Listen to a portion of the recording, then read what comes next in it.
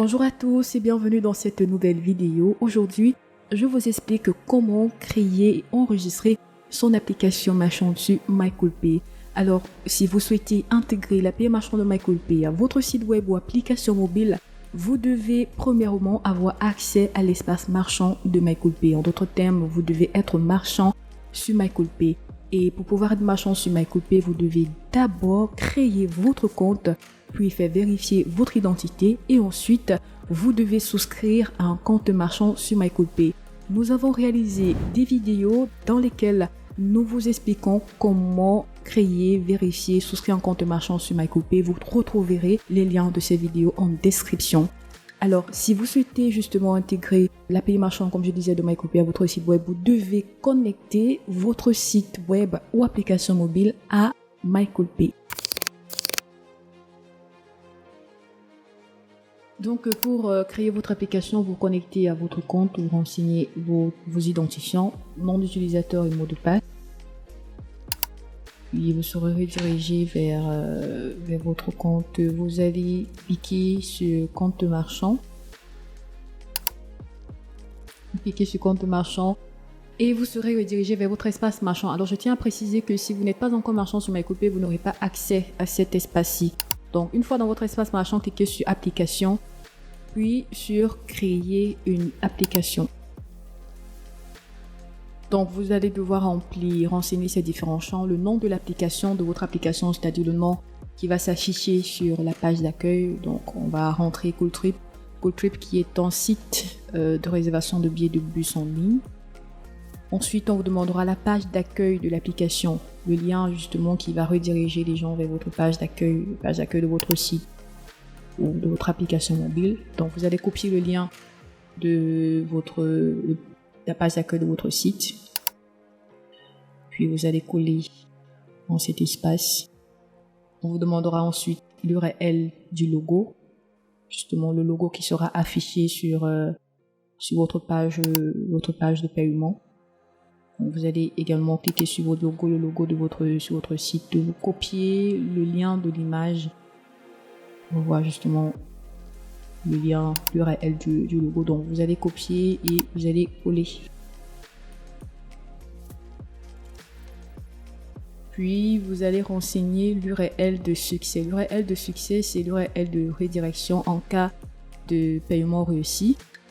Donc maintenant, si vous pourrez avoir plusieurs fournisseurs, vous pourrez utiliser plusieurs fournisseurs. Alors pour pouvoir les distinguer, vous allez juste copier, vous pouvez copier le lien de votre page d'accueil et puis vous allez ajouter le préfixe MyCoolPay justement pour faire la différence entre les différents fournisseurs et vous allez ajouter succès. Vous répétez la même chose pour les différents champs, notamment pour l'URL d'annulation. Donc vous pouvez copier encore le lien de la page d'accueil, vous ajoutez le préfixe MyCoolPay, ensuite vous poursuivez par URL d'annulation. Ça c'est en cas des URL de redirection en cas d'échec, bien d'annulation d'un paiement. Donc l'URL d'erreur également, pareil, c'est l'URL de redirection en cas de paiement échoué. Maintenant l'URL de callback, c'est justement l'URL via lequel vous allez recevoir des notifications à chaque fois qu'un paiement s'effectuera sur votre plateforme. Et maintenant pour éviter et réduire autant pour moi des risques d'attaque, il est conseillé de renseigner une URL de callback assez sécurisée qui sera difficile à retenir, difficile à imaginer. Donc vous voyez, vous allez ajouter quelque chose comme ça dans le genre. Donc vous mettez MCP callback et puis vous ajoutez quelque chose justement que personne ne puisse imaginer vraiment cette URL. Ensuite vous allez renseigner l'adresse email de notification de paiement. L'adresse qui recevra justement toutes les notifications de paiement. Donc, on va renseigner support@cooltrip.com dans notre cas d'espèce.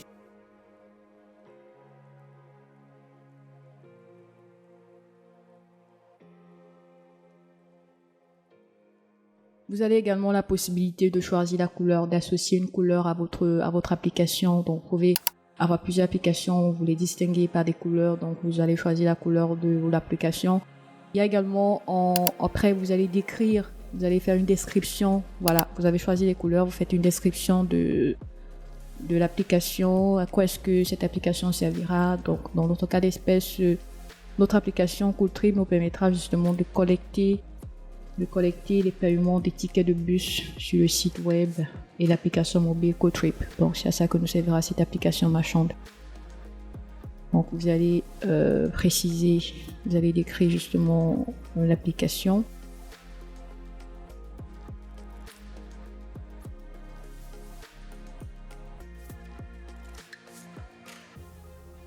Et on vous demandera également, vous allez voir les frais de change supportés par le client. Donc il s'agit des frais ici, des frais en fonction de la monnaie avec laquelle le client souhaiterait payer. Donc votre client pourrait vous payer par une monnaie étrangère. Et le fait de reconvertir cette monnaie en francs CFA, ça vous coûtera bien sûr des frais. Donc par défaut, on conseille à nos marchands de laisser ces frais à la charge du client. Donc si le client paye par une monnaie, autant pour moi une monnaie étrangère, c'est lui qui supportera justement les frais de change. Maintenant, les commissions supportées par le client, ça ce sont des commissions que MyCoolPay prélève sur chaque transaction effectuée sur le site du marchand. Donc vous pouvez également soit laisser ces frais à la charge du client ou encore supporter les frais. Donc lorsque c'est fait, vous avez renseigné vos champs, vous enregistrez. Donc vous enregistrez lorsque votre application est créée.